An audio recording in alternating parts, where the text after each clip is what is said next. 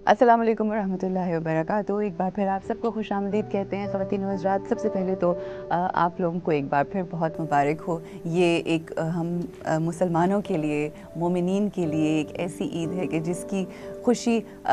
इस बात का पता देती है कि हम जानते हैं हम ख़ताकार हैं, हम गुनाहगार हैं, मगर क्या करें कि इश्क़ अली इब्न अबी तालिब अपने दिलों में रखते हैं। और क्या करें कि जब उनका नाम आता है तो हमारे चेहरों पे मुस्कुराहट आ जाती है, और जब ये मुस्कुराहट आती है तो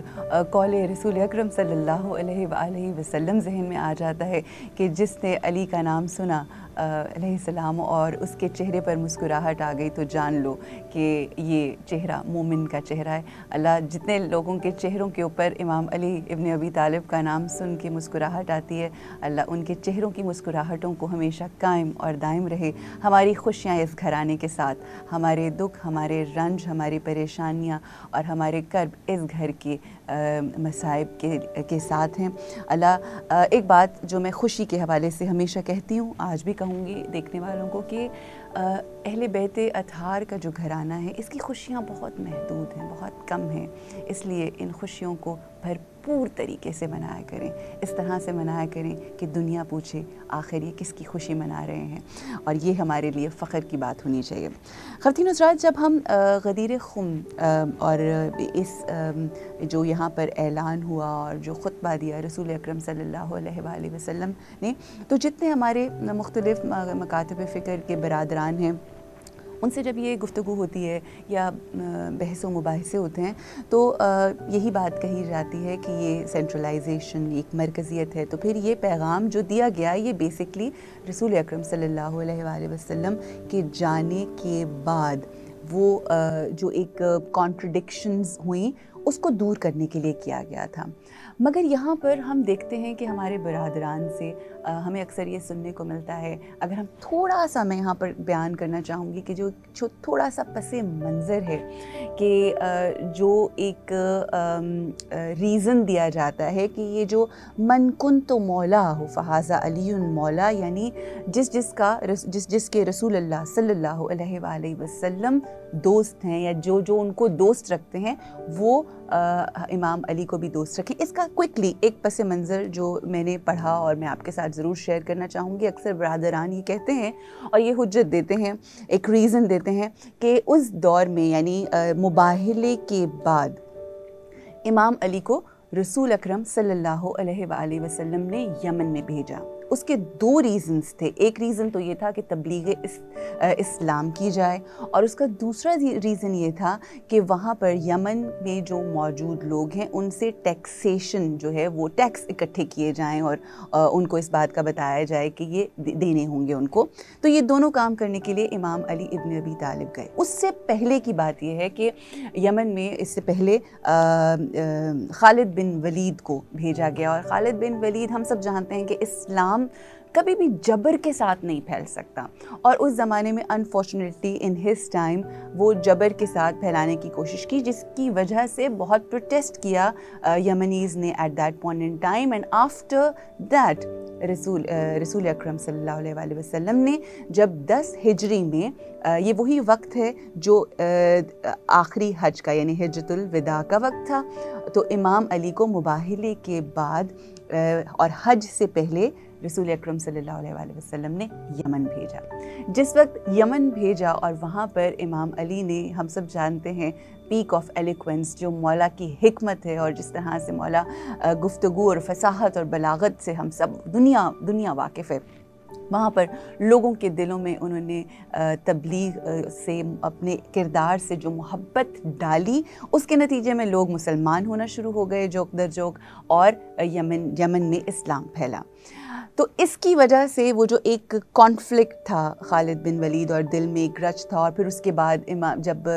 टैक्सेशन और जब वो सारी चीज़ें इकट्ठी की गई, तो इमाम ने खालिद बिन वलीद से ये कहा, उसमें से कुछ चीज़ें जो इकट्ठी की गई थी वो इस्तेमाल करनी शुरू की। तो उसके ऊपर इमाम अली ने सख्त हुक्म दिया कि ये इस्लाम की ये चीज़ें हैं, तो ये पर्सनली इस्तेमाल नहीं हो जा सकती। अब जिस वक्त रसूल अकरम सल्लल्लाहु अलैहि वसल्लम ने हिज्जतुल विदा का फ़ैसला किया, तो उसी वक्त before he left from Medina towards مکہ. تو امام علی علیہ السلام کو ایک خط بھیجا گیا قاصد کے ذریعے اور یہ کہا گیا کہ آؤٹ اسکرٹس آف مکہ میں ہم ملیں گے اور پھر وہاں سے اکٹھے ہو کے ہم حج کے لیے جائیں گے. وہاں پر جب ملاقات ہوئی تو خالد بن ولید نے ایک شکایت کہہ لیں امام علی علیہ السلام کے حوالے سے رسول اکرم صلی اللہ علیہ وآلہ وسلم کو دی. میں یہ کیوں کہہ رہی ہوں, کیوں میں یہ ساری بات اس لیے بتا رہی ہوں کیونکہ اکثر آج یہ کہا جاتا ہے کہ صرف یہاں پر امام علی کو دوست کے طور پہ اناؤنس کیا گیا تھا, جبکہ یہ بات ایسی نہیں تھی. تو جب شکایت لگائی خالد بن ولید نے رسول اکرم صلی اللہ علیہ وآلہ وسلم کے سامنے, تو رسول اکرم صلی اللہ علیہ وآلہ وسلم کو بہت غضبناک ہوئے اور انہوں نے کہا کہ اللہ علی سے محبت کرتا ہے اور جو علی سے محبت کرتا ہے اللہ اس سے محبت کرتا ہے. اور اس کے بعد یہ this was over and done before حج. اس کے بعد آج کے دور میں جب بھی ڈسکشن ہوتی ہے عید غدیر اور غدیر خم کے اس اعلان کے اوپر, تو اکثر لوگ یہ ریفرنس دیتے ہیں کہ دراصل جو 18 ذی الحج کو یہ اعلان ہوا تھا, اس بات کی اور اس کی سگنیفیکنس کو کم کرنے کے لیے یہ بات کہی جاتی ہے کہ یہ صرف خالد بن ولید نے جو شکایت کی تھی اس کے جواب میں یہ اعلان کیا گیا. بٹ یہ عقل اور شعور نہ اس بات کو مانتی ہے اور نہ مان سکتی ہے. اس لیے اب سوال میرا اگلا جو ہے وہ بڑا اہم ہے, اور وہ جب ہم غدیر خم پہ, جیسا کہ ہم نے پہلے کہا, روکا گیا, اونٹوں کے پالانوں کا منبر, کیا اس بات کے لیے کہ جو علی کا دوست ہے اور وہ اس چھوٹی سی شکایت یا جو بھی کہی جاتی ہے بات, ظاہر ہے اس کے اوپر تو نہیں ہو سکتا. اب سوال میرا معصوم سا ہے, وہ سوال یہ ہے کہ کیا اہمیت ہے یہ جو پالانوں کا منبر بنا ہے, اور اس میں کچھ میں لیٹر آن کچھ اپنی بھی رائے دینا چاہوں گی, آپ سے جاننا چاہوں گی کیا. آپ بے شک پالانوں کے منبر پہ اپنی رائے دیتے, لیکن میں اس بارے میں ایک تو میں اس حدیث مبارکہ کی ٹرانسلیشن جو ہے وہ بیان کرنا چاہوں گی, کیونکہ ہم نے آج کا پروگرام کا ٹاپک یہی ہے. یہ سارے سوالات جو ہیں ان سب کے جوابات اس کی ٹرانسلیشن میں چھپے ہوئے ہیں. بسم اللہ. من کنتو مولا فہذا علی مولا. اب اس میں من کا مطلب ہے جو, جس کا. کنتو, اب جو کنتو کا ورڈ ہے, ابھی جو آپ نے بات کی کہ ایک اسپیشل اوکیزن کی وجہ سے تھا, کیا تھا, کنتو کا جو لفظ ہے وہ زمان و مکان کی قید سے آزاد ہے. ٹھیک. اللہ تعالیٰ نے قرآن میں کہا کنتو کنزن مخفیاً, میں چھپا ہوا خزانہ تھا, ہوں, رہوں گا. وہ کنز مخفی ہی رہے گا, تھا, ہے اور رہے گا. ٹھیک ہے.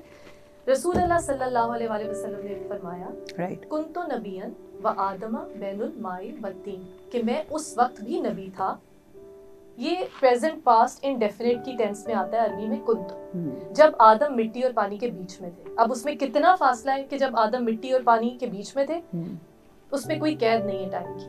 تو یہ زمان اور مکان کی قید سے آزاد ہے ورڈ کنتو, وہی کنتو کا لفظ ہے. من کنتو مولا, یعنی کہ جس کا جب میں مولا, یہ یوم الست میں بھی تھا, اس دنیا کی زندگی میں بھی تھا, روز محشر میں بھی ہوگا. اسی لیے میں نے ٹائم کا شروع میں بھی یہ تذکرہ کیا کہ جب روحوں کو خلق کیا گیا وہ وقت جب عالم ارواح میں تھے, جب یوم الست میں وعدہ لیا, اس کے بعد جب دنیا میں بھیجا, آپ نے زندگی گزاری, دنیاوی زندگی ختم ہوئی, اور اس کے بعد جب آپ اللہ تعالیٰ کے حضور یوم محشر کھڑے ہوں گے اور آپ سے پوچھا جائے گا پہلے کہ تیرا الہ کون ہے, لا الہ الا اللہ, اس وقت وہ بات ہوگی جو میں نے حق پرستی کی اور خود پرستی کی بات کی. ڈویژن اسلام میں وہاں پہ شروع ہوئی جہاں لوگوں نے اپنے مفاد کو, اپنی ذات جہاں بھی آ جائے, چاہے وہ مال کی خواہش ہو, مال غنیمت کی خواہش ہو, حکومت کی خواہش ہو, وہاں پہ من کن تو مولا. مولا کا ورڈ آپ نے بولا کہ دوست کے لیے, مولا میں انٹرپریٹ کیا جاتا ہے آج کے دور میں, اس کے لیے تشریح کرنا ضروری ہے. یہ جو میں نے سورہ بقرہ کی آیت 257 آپ کی خدمت میں پہلے پیش کی, اللہ ولی الذین آمنوا یخرجہم من الظلمات الی النور, اللہ ہے ولی ان لوگوں کا. اب یہ جو ولی کا لفظ ہے نا, ولی اللہ جو ہم کہتے ہیں, واو لام سے نکلا ہے. مولا اسی لفظ کا ایک مخرج ہے.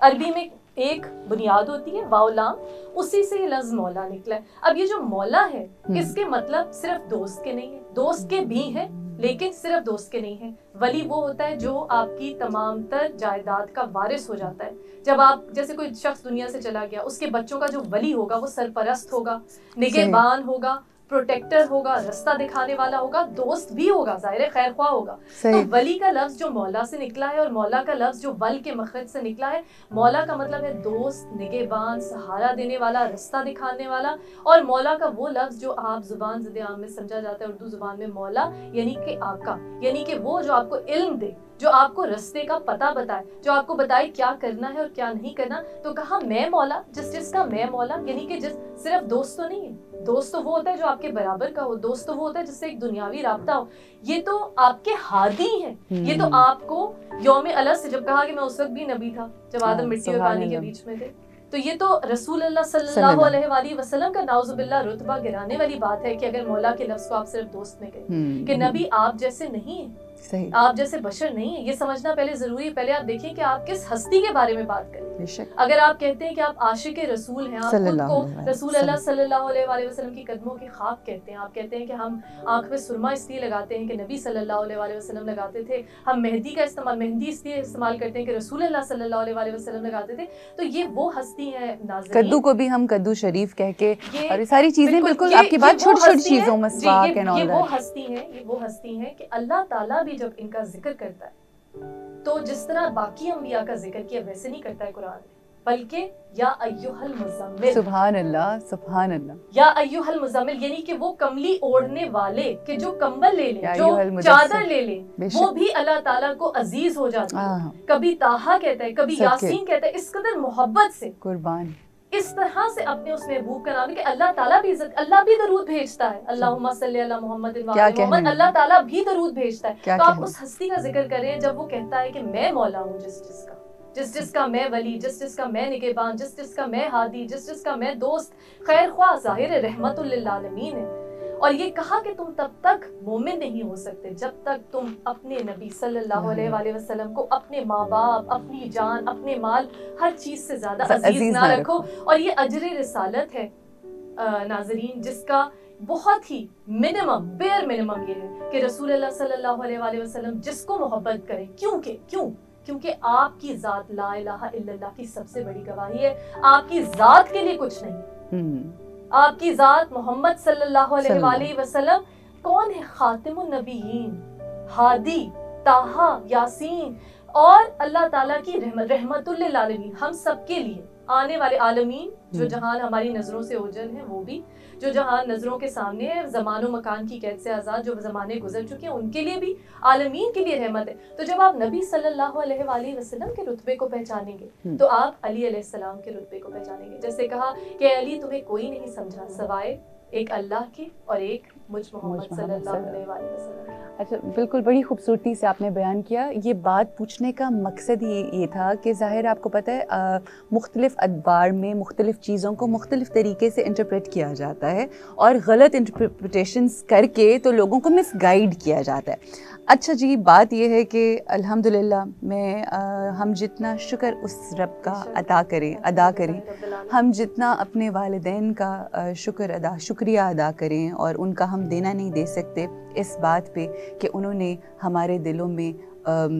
محبت ڈالی. ہم نہ اجر ادا کر سکتے ہیں, نہ اس کا شعور رکھتے ہیں, مگر دعا ضرور کرتے ہیں, اور دعا اپنے والدین کے لیے بالخصوص کہ انہوں نے ہمارے دلوں میں وہ محبت پیدا کی. یہاں میں سوری آپ کی قطع کلامی معاف, میں ایک بات ضرور کہنا چاہوں گی. آپ نے شروع میں کہا کہ لوگوں کو سمجھ کیوں نہیں آتی, تو میں یہ کہنا چاہتی کہ سمجھ آتی ہے. جو لوگ آج تک ولی اللہ بنے, جنہوں نے خاص طور پہ بر صغیر پاک و ہند میں جن کی وجہ سے اسلام پھیلا, کوئی ایسا نہیں ہے جو ولایت علی علیہ السلام کو نہ مانتا ہو, چاہے وہ نقش بندی سلسلے سے ہو, چاہے سلسلہ چشتیہ ہو, چاہے وہ کسی بھی حسینی قلندری تو ہے ہی, کسی بھی سلسلہ تصوف سے جنہوں نے ایکچولی اسلام پھیلایا بغیر کسی تلوار کے, بغیر کسی ہتھوڑے کے, بغیر کسی ہتھیار کے, بغیر کسی اکیلے آ کے ہندوؤں کی بستیوں میں. یہ سخی شہباز قلندر کا آپ دیکھیے کہ ہندوؤں کی جہاں زبان بھی کوئی ان کی بولنے والا نہیں ہے, سنسکرت بولتے ہیں, راجا کی نگری ہے, اور کس طرح سے محبت کے ذریعے محبت الہی جس کے دل میں ہے وہ تو حسینی قلندری سلسلہ ہے. میں بات یہ کر رہی تھی کہ جو لوگ بچپن سے, جن کے ماں باپ نے شاید حب علی علیہ السلام نہیں بھی پلائی, ان کو نہیں بھی سکھائی, وہ بھی جب اللہ تعالیٰ کی توحید کا جام پیتے, جب لا الہ الا اللہ پہ جاتے ہیں, جو میں نے کہا تھا کہ دو ہی فرقے ہیں, حق پرست اور خود پرست, جب حق پرستی پہ جاتے ہیں, جب وہ علم کی اس معراج پہ پہنچتے، جو مولا علی علیہ السلام نے کہا جب تم علم کی معراج پہ پہنچو گے تو تم اس حقیقت کو جان لو گے کہ اس چونٹی کو خلق کرنے والا خدا بھی وہی ہے جو کھجور کے درخت کے پتے کو خلق کرنے والا ہے. ہر علم کی پیک، اس کی ایلوکوینس، اس کی جو معراج ہے وہ توحید الہی ہے. جب توحید الہی پہ کوئی پہنچ جاتا ہے، چاہے وہ علم کے ذریعے سے جائے، چاہے وہ شریعت کو فالو کر کے جائے، چاہے وہ محبت رسول اللہ صلی اللہ علیہ وآلہ وسلم کے ذریعے سے جائے، وہ جس بھی راستے سے پہنچے گا وہ مولا علی علیہ، کیونکہ وہ من کن تو مولا فہذا علی، مولا پہ ایمان لائے بغیر ولی اللہ بن ہی نہیں سکتا، اللہ کا دوست بن ہی نہیں سکتا. یہاں جو ولی اللہ ہے وہ ہم دوست کے معنی میں کہہ سکتے ہیں، کیونکہ ظاہر ہے وہ اللہ کو ہدایت تو نہیں دے رہا، ولی اللہ ہے. لیکن جب اللہ خود ولی ہوتا ہے، جب رسول اللہ صلی اللہ علیہ وآلہ وسلم مولا ہوتے ہیں، اور جب وہ کسی کو مولا بناتے ہیں تو وہ والا ولی نہیں ہے. لیکن جو ولی اللہ ہے وہ ہے جو اللہ تعالیٰ کے ساتھ ہے، جو اللہ تعالیٰ کی توحید پہ ایمان رکھتا ہے، جو وہی ایمان رکھے گا جس کے دل میں جب اور اسلام پھیلا تو کہا کہ کیسے پتا چلے گا، جو میں نے منافق کی اور اس کی بات کی، کہا کہ کیسے پتا چلے گا کہ کس نے دنیاوی فائدے کے لیے، اب ظاہر ہے اسلامک امپائر بڑھ رہی ہے، جگہ جگہ اسلام پھیل رہا ہے، مال غنیمت، دنیا پرستی، خود پرستی، میرے پاس مال آ جائے، کیسے پتا چلے گا یا رسول اللہ؟ کسی نے پوچھا کہ یہ دل سے ہوا ہے یا مالی فائدے کے لیے ہوا دنیا؟ کہا کہ ذکر علی شروع کر دیا. سبحان اللہ. اگر چہرے پہ رونق آ جائے، کہا کہ علی روشن چہرے والوں کے ایمان ہے، چہرہ امام ہے، چہرہ چمک جائے تو پھر سمجھ لو کہ یہ دل سے مسلمان ہوا ہے. اور اگر چہرہ بگڑنے لگے تو سمجھو کہ یہ اپنی خود پرستی میں، دنیا پرستی میں، مفاد پرستی میں مسلمان ہوا ہے. تو یہ تو دو دھارے ہو گئے نا، مطلب یہ دو ہیں، دو ہی ہیں، ایک دوست ہے علی کا اور ایک دشمن ہے. بالکل صحیح. اور وہ آپ کی گفتگو سے جو میں نے اخذ کیا، جو رسول اکرم صلی اللہ علیہ وآلہ وسلم کی حدیث مبارک ہے کہ میں علم کا شہر ہوں اور علی اس کا دروازہ ہے. تو وہ جو آپ نے بات کی نا ولایت کی، کہ جتنے بھی ولی ہوئے اور جتنے بھی جنہوں نے message of peace and love spread کیا، چاہے وہ پاکستان میں، چاہے وہ برِ صغیر میں یا برِ صغیر سے باہر یا دنیا میں کہیں پر بھی، تو وہ جب تک امام علی علیہ السلام کے در پہ نہیں آتے، یعنی وہ ڈور ناک نہیں ہوتا جب تک، تو وہ نہیں پہنچ سکتے اس شہر میں. اور وہ اس شہر جو ہے وہ آپ کو لیڈ کرتا ہے توحید کی طرف انشاءاللہ. کسی پہ رحم کرنا چاہتا ہے، جس طرح رسول اللہ صلی اللہ علیہ وآلہ وسلم نے فرمایا، اور اولنا محمد وآخرنا محمد کے حوالے سے جو نبی کا کلام ہے وہی آخری امام تک کا کلام ہے. ہر امام نے نبی کی ہی بات کو دہرایا، اور ہدایت کا وہ سلسلہ ہے جس کے بارے میں سورہ نور میں اللہ تعالیٰ نے کہا نورن علی نور، کہ نور کے اوپر نور کی ایک جوت پڑ رہی ہے. تو اس نے انسان سے اس قدر محبت کی،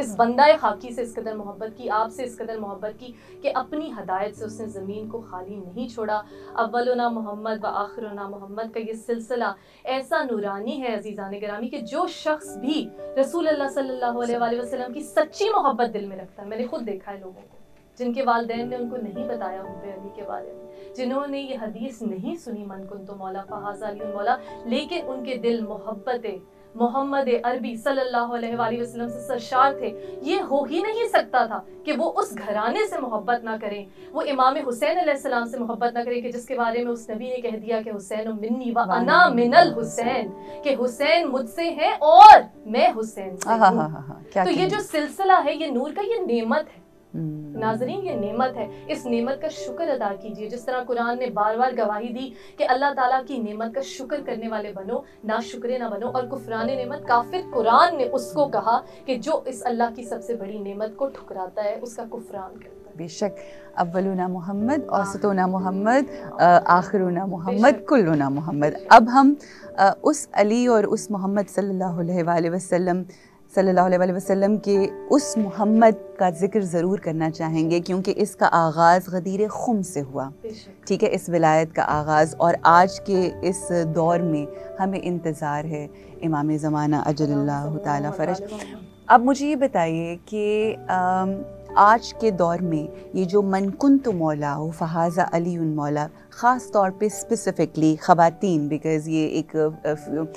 کوشش ہماری ہے کہ عورتوں کو بیدار کیا جائے اس پروگرام کے ذریعے، اور عورتوں کے اندر وہ شعور جو اس وقت کی ضرورت ہے اپنے امام وقت کو لے کر. تو مجھے بتائیے کہ کس طرح سے ہم حق ادا نہیں مگر کوشش کیسے کر سکتے ہیں حق ادا کرنے کی، آج کے دور کے محمد و علی کو کی کس طرح سے ہمیں معرفت، کس طرح سے شعور رکھتے ہوئے اپنی زندگی کو گزارنا. بے شک ایک تو سب سے پہلی چیز تو ہے ایمان، اور ایمان کا تقاضا یہ ہے کہ آپ ایمان رکھیں کہ آپ کے جو امام ہیں وہ اس وقت موجود ہیں، غائب ہیں مگر موجود ہیں. امام مہدی آخری زمان، اللہم صلی اللہ محمد وآل محمد. جب آپ کو یہ ادراک ہو جائے، آپ دیکھیں کہ ایک بچہ بھی جب اسکول میں جاتا ہے تو وہ جب دیکھتا ہے نا کہ ٹیچر مجھے دیکھ رہا ہے تو وہ اور طرح سے بہیو کرتا ہے، یا گھر میں جب ہوتا ہے ماں کے سامنے دیکھتا ہے کہ کوئی بڑا مجھے دیکھ رہا ہے، ماں مجھے دیکھ رہی ہے، تو وہ اور طرح سے بہیو کرتا ہے. پہلے تو آپ اس ایمان کو راسخ کریں کہ ہمارے امام موجود ہیں اور ہمیں دیکھ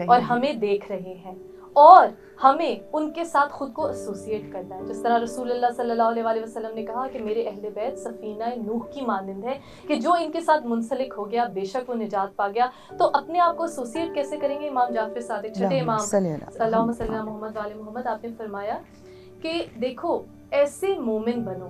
کہ ہمارے لیے باعث فخر ہو، نہ کہ ہمارے لیے باعث شرم ہو. تو جب آپ خود کو محب رسول صلی اللہ علیہ وآلہ وسلم کہتے ہیں، محب اہل بیت اپنے آپ کو کہتے ہیں، تو پھر آپ ان کی بتائے ہوئے رستے پر چلے. اپنی زندگی میں آپ نے عورتوں کی بات کی، تو میں سمجھتی ہوں کہ اسلام ایک ایسا مذہب ہے کہ عورتوں کے لیے اس نے بہت ہی آسان بنا دیا شریعت کو فالو کرنا. ماں جب اپنی ممتا کا اظہار کرتی ہے، بی بی فاطمہ الزہرا سیدۃ النساء العالمین علیہ السلام نے فرمایا کہ ایک عورت اللہ کے اس وقت قریب ترین ہوتی ہے جس وقت وہ اپنے بچے کی تعلیم و تربیت، نشو و نما میں مصروف ہوتی. کہ کیا دین ہے، کتنا خوبصورت دین ہے کہ یہ صرف بچے کو، ایک تو ماں کے خمیر میں ہے بچے کی محبت، اب جب ماں اس کا خیال رکھ رہی ہے تو وہ اللہ کے قریب ہو گئی. تو آپ جو کام کریں آپ کی نیت ہونی چاہیے کہ میں جو کچھ بھی کر رہی ہوں یا کر رہا ہوں یہ اللہ تعالیٰ کی محبت میں ہے. اللہ پرست بنے، خدا پرست بنے، خود پرست نہ بنے. بچوں کو اس لیے تربیت و تعلیم اور ان پہ پیسہ اس لیے نہ خرچ کریں کہ یہ میرے لیے کچھ کرے گا، اس لیے کریں کہ یہ اللہ والا بنے گا، یہ اللہ سے محبت کرے گا، یہ ان سے محبت کرے گا جن سے اللہ محبت کرتا ہے. چاہے وہ یا ایھا المزمل ہو صلی اللہ علیہ وآلہ وسلم، چاہے وہ حسین منی وانا من الحسین ہو، اور چاہے وہ مودت ہو جو اہل بیت کی مودت اب امام مہدی آخر الزمان کی صورت میں ہمیں اس دور میں اپنے اعمال میں شامل حال کرنا ہے. سب سے پہلے تو نیت، سب سے اہم، انما الاعمال بالنیات، نیت کو صحیح کریں. اپنا قبلہ و کعبہ درست جب کر لیں گے نا، لا الہ الا اللہ پہ ہی رہنا. لوگ کہتے ہیں نا ہمارے لیے اللہ کافی ہے، بے شک لا الہ الا اللہ، آپ لا الہ الا اللہ پہ ہی آ جائیں کی روح کو اگر جان جائیں گے. پہلے لا اپنی ذات کی نفی کر دیں، کسی اور کو الہ نہ بنائیں، اپنی ذات کو اگر الہ بنائیں گے تو پھر ظاہر ہے آپ کا ہر عمل یہ ہوگا شاید لوگ میری واہ واہ کریں، شاید اب میرے علم کا ڈنکا بچ جائے، شاید میں اتنے پیسے جمع کر لوں، شاید میں لوگوں کی نظر میں معتبر بن جاؤں. نہیں، آپ نے جو کام کرنا ہے اللہ کی رضا کے لیے. جب آپ ہر وقت یہ سوچیں گے لا الہ الا اللہ، اللہ کے لیے جو بھی میں کر رہا ہوں اللہ کی محبت میں، تو آپ کے ہر کام میں وہ پروردگار، وہ رب العزت جو 70 ماؤں سے بڑھ کر انسان سے محبت کرتا ہے، اسی لیے اس نے ان ہادیوں کو بھیجا. ورنہ کیا ضرورت تھی اپنے نور کو جسمانی شکل میں دنیا میں بھیجنے، اور اتنی صعوبتیں اٹھائیں ہر امام نے. کیا ضرورت تھی؟ ہم سے محبت کا اللہ تعالیٰ کا ثبوت ہے ان ہستیوں کو، اپنے نور کو انسانی شبیہ میں بھیجنا اور ہمارے لیے ہادی بنا کر بھیجنا. تو ناظرین، خواتین سے میں یہی کہوں گی کہ آپ اپنے ہر کام کو سب سے پہلے اللہ تعالیٰ کو اپنا الہ بنائیں. جب اللہ تعالیٰ کو اپنا الہ بنا لیں گے تو آپ چاہے شوہر کی خدمت کر رہی ہوں، آپ چاہے اپنے بچے کی تربیت کر رہی ہوں، آپ چاہے حصول علم میں مصروف ہوں، آپ چاہے دولت بھی کما رہی ہوں، اور آپ کا مقصد ہو کہ یہ میں نے حلال رزق کمانا ہے اور اس حلال رزق سے میں نے اور ضرورت مندوں کی مدد کرنی ہے اللہ تعالیٰ کی محبت کا ذریعہ، تو ہر چیز میں اللہ تعالیٰ کی محبت شامل حال ہو جائے گی. بس خدا پرست بنیے، خود بخود آپ کو نبی کریم صلی اللہ علیہ وآلہ وسلم سے، کیونکہ اللہ سے محبت اگر کریں گے تو پھر اس سے بھی کریں نا جو اس کا محبوب ہے، بے شک، اور پھر اس سے بھی کریں جو اس کے محبوب ہیں اور جو اللہ کے محبوب ہیں. اور پھر اللہ جن کے بارے میں کہتا ہے کہ قرابت داروں کا حق ادا کرنا اور ان سے محبت کرنا ہی وہ اجر ہے جو ہم دینے کی کوشش کر سکتے ہیں، ادا نہیں کیا جا سکتا. بڑی خوبصورتی سے آپ نے ایکسپلین کیا ساری چیزوں کو، اور جو سب سے اہم چیز ہے وہ یہی ہے کہ اگر ہماری نیت درست ہو جائے پھر ہر عمل میں مخلصی آ جائے گی انشاءاللہ۔ اچھا، یہاں پر وہ جب میں نے تذکرہ کیا وہ جو ایک منظر ہے نا، کیونکہ مجھے اتنا فیسنیٹ کرتا ہے یہ منظر جو غدیر خم کے میدان میں جو کریٹ ہوا، اور اللہ کی جانب سے جو میں سمجھتی ہوں کہ وہ آگے جانے والے لوگوں کا پیچھے آنا، پیچھے والوں کا کے لیے انتظار کرنا، ان کا آگے آنا اور اکٹھے ہونا، اور پھر وہ جو میں کہتی ہوں کہ کیا رسول اکرم صلی اللہ علیہ وآلہ وسلم کی وہ ذات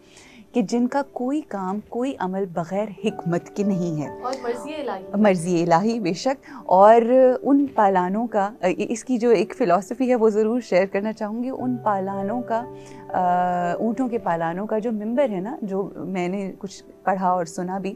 اس کے پیچھے ایک دو نقطے ہیں، وہ میں ضرور شیئر کرنا چاہوں گی، اور آپ کے ساتھ شیئر کرتے جتنے ہمارے ناظرین ہیں ان سے بھی، کہ ایک تو یہ کہ اس کا ایک ریزن یہ تھا کہ جتنے بھی اونٹ تھے ان کے پالانوں کو اتارنے کا ریزن یہ تھا کہ جو وہاں پر موجود ہیں ان میں سے کوئی آگے پیچھے نہ ہو سکے، ایک۔ دوسرا، ظاہر عربوں کی ذہنیت اور خصلت سے رسول اکرم صلی اللہ علیہ وآلہ وسلم اور اس سے بڑھ کر اللہ واقف تھا۔ اور دوسری بات جو میں نے کتابوں میں پڑھی ہے وہ یہ کہ جو اونٹ ہوتا ہے اٹ سیلف، اونٹ کی خصلت میں بغض ہوتا ہے، ٹھیک ہے، اور جو کینہ بڑا مشہور ہوتا ہے، کینہ مشہور ہے اس کا، اور کہا یہ جاتا ہے کہ اگر اونٹ کبھی آپ نے کبھی اونٹ کو مارا ہو نا، تو وہ انتظار میں رہتا ہے، وہ آپ کو دیکھ لیتا ہے، اور پھر وہ انتظار میں رہتا ہے کہ جب اسے موقع ملے تو وہ اس کا بدلہ لے۔ اب یہ جو کینے کی بات ہے، اس بات کا ذکر کرنا یہاں پر اس لیے ضروری ہے کیونکہ انسانوں کی بھی خصلت ہے، وہ اپنے ذہنوں میں کینہ رکھتے ہیں، بغض رکھتے ہیں، اور چاہے کسی نے حق کے لیے ہی کیوں نہ کچھ کیا ہو، اللہ سبحانہ وتعالیٰ کی تعلیمات اور احکامات کے لیے ہی کیوں نہ کچھ کیا ہو، مگر کیونکہ ان کے پرسنل فائدے جو مفادات ہوتے ہیں وہ کہیں نہ کہیں کمپرومائز ہوتے ہیں، تو اس طرح سے وہ لوگ اپنے ذہنوں میں اس کینے کو رکھتے ہیں، اور آنے والے وقت میں پھر ظاہر ہے وہ مشکلات جو ہوتی ہیں اس شخص کو کہ جو حق پر ہوتا ہے اس کو ہوتی ہیں۔ تو یہ جو ساری چیز ہے نا، اگر آپ اس کی فلسفی کو سمجھیں اور اس کی ڈیپتھ میں جائیں تو آپ کو اندازہ ہوتا ہے، اور پھر بارہا اللہ سبحانہ وتعالیٰ کا یہ پیغام رسول اکرم صلی اللہ علیہ وآلہ وسلم کے ذریعے ہم تک پہنچانا کہ علی سے جو بغض ہے وہ، اور علی سے محبت جو ہے وہ مومن اور منافق میں فرق ڈالنے والی چیز ہے۔ اللہ سبحانہ وتعالیٰ سے یہ دعا ہے کہ اللہ ہمارے دلوں کو محبت اہل بیت اطہار سے سرشار رکھے، اور ہمیں ایون ان لوگوں سے دور رکھے جو دلوں میں اہل بیت اطہار رسول اکرم صلی اللہ علیہ وآلہ وسلم اور ان کی خانوادے کے لیے بغض اور کینہ رکھتے ہیں، اور ہماری زندگیوں کو ویسا بنا دے کہ جیسا ہمارا رب چاہتا ہے۔ محبی، تھینک یو سو مچ، بہت بہت شکریہ، یقین کیجیے بڑا لطف آیا، بڑا پلیزر از مائن۔ اور ٹورڈز دی اینڈ، آخر میں یہ بات ہر دور کے لیے کہ وہ جب اعلان ہو گیا من کنت مولا فہذا علی مولا، سارے اصحاب کرام نے آگے بڑھ کر بہت مولا کو مبارکباد دی، خوشخبری دی، اور اپنے آپ کو خوش نصیب سمجھا، اور میں سمجھتی ہوں کہ ان اصحاب کی بھی قسمت اور نصیب کہ جنہوں نے امام علی کو، اللہ کے ولی کو آگے بڑھ کر ویلکم بھی کیا اور ان کو مبارکباد دی، ان کا بھی نصیب ماشاءاللہ۔ مگر وہاں پر اس میدان میں ایک شخص ایسا بھی تھا جس کا تذکرہ ہوا پروگرام میں، کہ جس نے کوشچن کیا رسول اکرم صلی اللہ علیہ وآلہ وسلم، نعوذ باللہ۔ اس نے کہا کہ رسول صلی اللہ علیہ وآلہ وسلم، آپ نے کہا کہ نماز پڑھو، ہم نے نماز پڑھی، آپ نے کہا زکوٰۃ دو، ہم نے زکوٰۃ دی، آپ نے کہا روزے رکھو، ہم نے روزے رکھے، آپ نے جو کہا ہم نے کیا۔ سوال میرا آپ سے یہ ہے کہ یہ جو آپ نے علی کی ولایت کا اعلان کیا ہے، کیا یہ آپ خود سے کہہ رہے ہیں یا اللہ کا حکم ہے؟ تو رسول اکرم صلی اللہ علیہ وآلہ وسلم نے ارشاد فرمایا کہ بے شک یہ میرے رب کا حکم ہے، اور جس کے بعد یہ وہ حکم کہ جس کے بعد اللہ سبحانہ وتعالیٰ نے سورہ مائدہ میں اعلان کیا کہ آج کے دن دین مکمل ہو گیا۔ جب یہ سوال اس بدبخت نے کیا تو اس نے اللہ سے پھر ایک سوال کیا، اور وہ سوال یہ تھا کہ اگر یہ واقعی تیرا حکم ہے اور اگر واقعی یہ تیری طرف سے ہم پر حکم واجب ہوا ہے تو پھر تو ایسا کر کہ تو ایک پتھر میرے پہ گرا اور مجھے میرے پہ وہ عذاب دے۔ اور ہم دیکھتے ہیں کہ پھر وہ عذاب آیا، اسی میدان میں آیا، اور وہ شخص عبرت کا نشان بن گیا آنے والے ہر دور کے لیے۔ اب ہر دور کے ہر انسان کو جو امام علی علیہ السلام کی ولایت کے حوالے سے اپنے دل میں،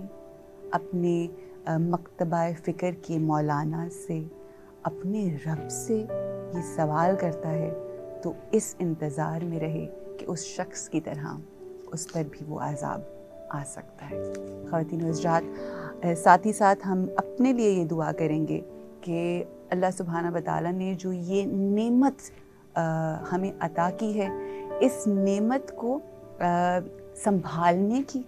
اور اس کا شعور، اس کا فکر رکھنے کی ہمیں توفیق عطا فرمائے، اور اللہ سبحانہ و تعالیٰ ہمیں ویسا بنا دے جیسا وہ خود چاہتا ہے۔ آپ نے کہا کہ یہ سورہ مائدہ کی آیت کی آپ نے بات کی ہے نا، تو اس میں بھی اللہ تعالیٰ کہتا ہے الیوم اکملت لکم دینکم واتممت علیکم نعمتی، کہ آج اپنی نعمت تم پہ تمام کر دی۔ تو دین کو مکمل کیا اور نعمت بھی تمام کی، تو وہ نعمت کی جو آپ بات بے شک بے شک الحمدللہ، اللہ اس نعمت کو ہمیں